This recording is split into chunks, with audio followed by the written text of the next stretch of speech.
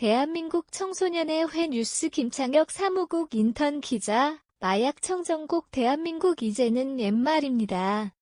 올 1월 경찰청의 마약 집중 단속 기간에 702명이 검거되었습니다. 이를 보아 상당량의 국내에 유통되고 있을 뿐만 아니라 꽤 많은 인원이 실제로 마약을 투약하고 있는 것으로 보입니다.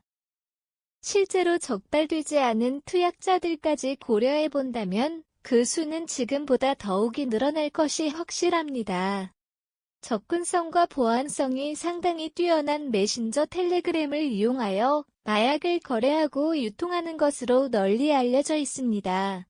마약에 호기심을 가지게 된 일반인뿐만 아니라 청소년들도 역시 마음만 먹으면 마약을 매우 쉽게 구할 수 있게 되었습니다. 마약 중독은 사람을 망가뜨립니다. 이는 놀랄 것도 없이 자명한 사실입니다. 마약에 대한 접근이 쉬워져 많은 시민들, 특히 젊은 연령층이 마약 중독에 빠지게 된다면 극심한 사회적 혼란이 야기될 것입니다. 따라서 이러한 사회적 흐름으로 인하여 현재 가해지고 있는 형벌보다 앞으로 계속하여 더욱 강화된 형벌이 가해질 것으로 형사 전문 변호사들은 예측하고 있습니다. 그럼에도 불구하고 한순간의 유의를 위하여 실수를 저지르는 경우가 있을 수 있습니다. 이렇듯 유흥에서의 한순간의 유의 혹은 잘못된 방법으로 경제적 이익을 얻기 위하여 실수를 저지르는 경우에는 엄중한 법의 처벌이 있을 수 있습니다. 특히 마약의 경우 중독의 위험성이 굉장히 높기 때문에 재범률이 굉장히 높습니다. 상습적으로 범죄를 저지르는 경우에는 초범보다 실형의 가능성과 처벌의 수위가 당연히 높을 것입니다. 또한 마약을 사용하다가 초범으로 적발되었을지라도 투약 횟수가 1회가 아닌 여러 차례 진행되었음이 드러난다면 초범이라도 실형 선고의 가능성이 굉장히 높습니다. 더불어 최근 과학기술의 발전으로 인해 다양한 검사로 적은 양의 마약 투약과 거의 투약 사실까지 모두 드러나기 때문에 이제는 수사를 피해갈 수 없게 되었습니다. 더구나 추가적인 증거를 확보하기 위하여 주거지를 압수수색하고 디지털 포렌식을 이용하여 인터넷 사용 내역까지 확인하는 등 범행에 대한 세세한 증거까지 모두 찾아낼 수 있게 되었다는 것입니다. 이렇게 된다면 상황은 심각해집니다. 상황을 인정하지 않고 거짓 증언까지 있었다면 더더욱 어려워집니다. 가능하면 본인에게 상황을 모두 솔직히 털어놓고 구체적인 법률 상담을 시작하여야 합니다. 예를 들어봅시다.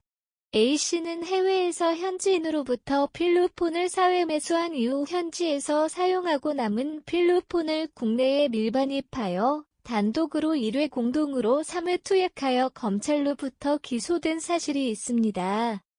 변호사는 의뢰인이 범행 사실을 전반적으로 인정하고 있는 점을 미루어 보아 의뢰인에게 수사에 적극적으로 협조할 것을 조언하며 실형을 피할 수 있도록 하는 것에 집중하였습니다.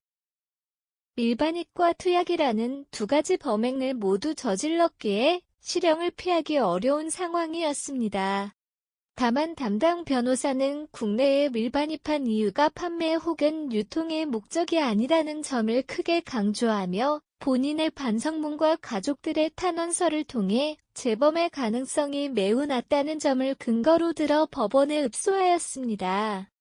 법원은 이러한 의견을 받아들여 실형 선고를 면하고 집행유예형을 받았습니다. 집행유예란 일정 기간 동안 범죄를 다시 저지르지 않는 경우 형을 집행하지 않는 것입니다. 법원에서 L애인을 대신하여 본인을 지켜주는 변호사에게 상황을 솔직히 털어놓지 못한다면 소송이 당연히 어려워질 수밖에 없습니다. 변호사는 변호사법에 의거하여 비밀을 누설할 수 없는 사람입니다. 불안함과 걱정으로 인해 수사기관에는 거짓말을 할지라도 본인의 법률 대리인에게는 모든 것을 털어놓아야 합니다. 그래야만 최적의 변호가 가능합니다. 마약 범죄가 계속해서 늘어나고 있습니다. 마약 범죄는 그 악영향으로 인해 사회의 불안정성을 야기할 수 있습니다. 보안성이 아무리 뛰어난 방법으로 밀거래를 하더라도 수사 방법 역시 발전하고 있기 때문에 적발이 되지 않을 것이라는 판단은 그른 판단입니다. 한순간의 쾌락 혹은 욕심으로 인해 마약류를 유통하였거나 투약했다면 도움을 구하는 과정에서의 적합한 조언을 위하여 솔직한 협조는 필수적입니다.